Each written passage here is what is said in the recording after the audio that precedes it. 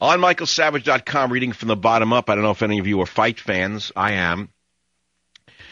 Sugar Shane Mosley, 37 years old, beat one of the toughest Mexican fighters I've ever seen in my life. I thought Mosley would lose because I watched Antonio Margarito in a previous fight. I never saw a Mexican guy as tough as this in my life. Never.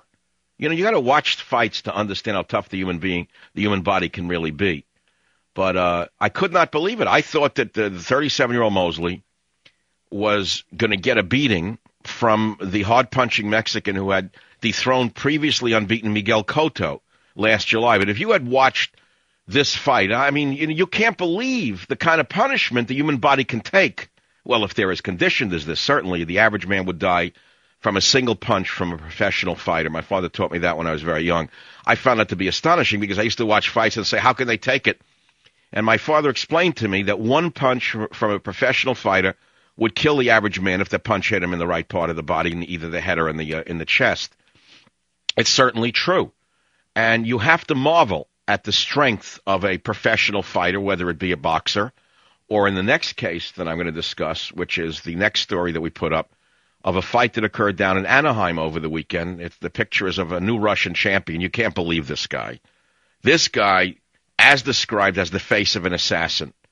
I've never met him personally, but he was fighting, I believe, another Russian man, and this guy knocked him out in the first round. And they say that the Russian mixed martial arts star brings Mike Tyson's killer to the ring. Many have said that the cold-blooded Tyson we knew in his days of real damage had nothing on today's mixed martial arts dynamo, Fedor Emelianenko.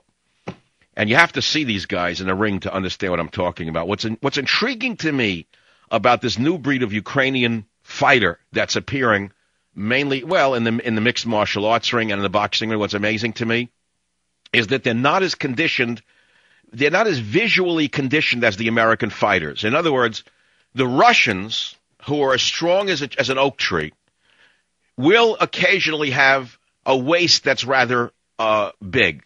It's not lean. There are no abs. They don't show their abs, in other words. Rarely do you see the abs on these big Russian fighters, and I find it amazing because this whole concept of your body having to be stripped down to almost a 2, 3, 4, 5% body fat level is absurd for a fighter. And if you look at, I can go on and on here, but if you look at, let's look at figures together mentally of warriors from the past, from the Middle Ages, for example, or going back further. You know that famous image of a Chinese martial artist with the large sword in his hand? They're portly. They were always very portly. The Japanese figures of samurais were always of portly men. They were never thin and lean, never. And of course, there was a reason for that. And we have developed the idea that in order to be a fighter, you have to be stripped lean, abs and all of your muscles showing. Now, I'm not saying that they're weak, but it's intriguing to me that the Ukrainians are not built that way, and they don't condition themselves that way, and yet they can take more punishment, and it seems to me they can level out more, but they can dish out more punishment. Just an interesting observation about body type, and I think we're obsessed far too much with this idea of no body fat, fat. It's absurd. It is absurd to try to attain the look of a post-op transvestite, particularly for males in the modern American society, but that seems to be the norm, is that both men and women today want to look like post-op transvestites who are on a starvation diet. Did anybody see those fights? Sugar Shane Mosley beating the Mexican fighter? What a fight that was. Or I missed the one down in Anaheim with Fedor Emelianenko. Frankly, I should have gone. I was invited. I didn't know the fight was on. A family member went who sponsored one of the fighters. I should have been there, but I wasn't in Anaheim. I really missed that one. But what a fight. I saw the replay of that one. Wow. My God. I know it's not a big thing. 0.1% of the American people watch fights at all. But to me, it's interesting. It encourages me. You know what it is when I watch a fight? When I get stronger. It's like when I watch MSLGBT, I get weaker. When I listen to Robert Reich talking to Andrea Mitchell, I get nauseous. I think both of them should be in orange jumpsuits for what they've done to the country.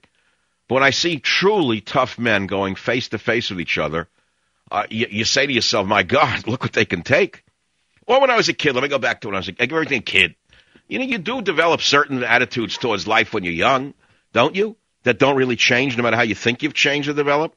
For example, I used to read the Daily News, the Daily Mirror, the New York Post, the Journal American. My father read the 4 or 5 papers that were around in New York at the time. And there was always a picture on the front page of the Daily News and the Daily Mirror. It was always a graphic newspaper, so it was easy for children and liberals to read. And consequently, when I would see, they show a kid falls out of a 5th-story window with an arrow, ... and he hit an awning and bounced off and lived. I say, how does he live? How does a kid fall out of a 5th-story window, hit an awning, bounce off, and live? It leads you to believe that every little ache and pain you have is nothing compared to what the human being can take. But we're living in a victim society. We're living in a victim society. Every ad, oh, I felt the pain, take a Tylenol. Oh, I got a bad headache, take a Tylenol. Oh, I think I'll play soccer, take a Tylenol advance.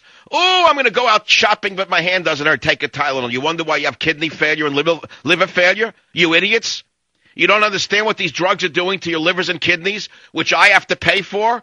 Why do you think there's an epidemic of kidney and liver failure in the United States of America today? Why do you think? Because you're living on pain pills, and the pain pills challenge the liver. Don't you understand that? But you wouldn't hear any of this on the television shows because they sponsor them. And that is why they hire people who urinate in their pants underneath the desks on MSLGBT. They hire them because they're fronts for the drug companies. Don't you understand that?